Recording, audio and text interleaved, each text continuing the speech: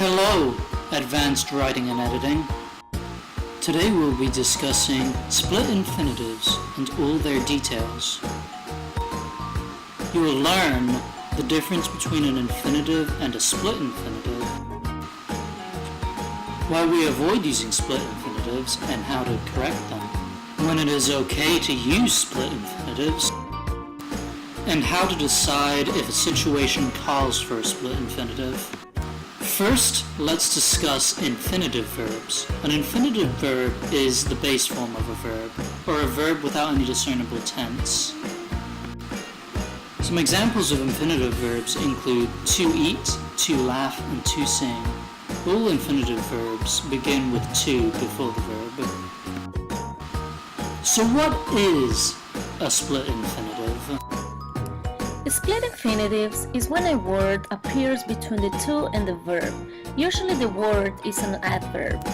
Some examples of split infinitives are to quickly eat, to loudly laugh, and to quietly sing. I mean, it seems pretty simple, right? But there's a catch. Some grammarians will say to avoid them at all costs. Why, you ask? Well, because of Latin, of course. You see, a long time ago we tried to emulate Latin language rules, which means infinitives were only one word. But then, over time, some prolific writers felt it necessary to avoid split infinitives. This belief trickled into grammar education. Other reasons to avoid them? Cohesion and clarity. But wait, what does that mean, cohesion and clarity?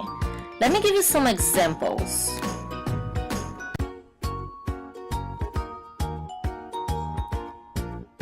Too difficult, right? Awkward. But you know, ways to avoid split infinitives? You gotta rewrite it. Rearrange your sentences. Okay, it's time for revision. Example number 1.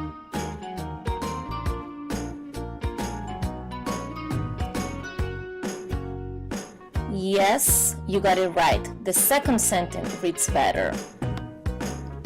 Example number 2. But this time, let's read a little faster. Which one?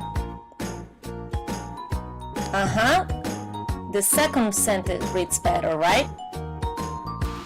However, there are situations in which split infinitives are in fact preferred.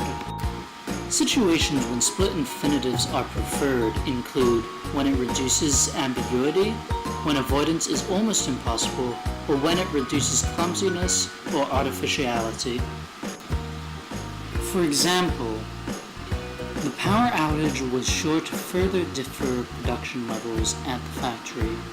If we took out further, the sentence's meaning would become ambiguous. Example number 2. Students expect the grades to more than double this semester. While you can try to move more than double to another area in the sentence, it will require a major rewrite on your part. Example 3. With the iPhone 7, Apple's objective is apparently to almost double customer frustration in the next 2 years. If we were to take out almost or move it behind double, this sentence would sound clumsy at best. So how can you tell if a split infinitive is necessary? Folks, it's simple. Let's just follow this list. Write your sentence using the split infinitive, relocate the adverb outside of the infinitive, see if the relocation makes the sentence difficult to read or understand. For example, in a split infinitive version, to pass a test, it's better to actually study. Now let's relocate. To pass a test, it is better to study actually.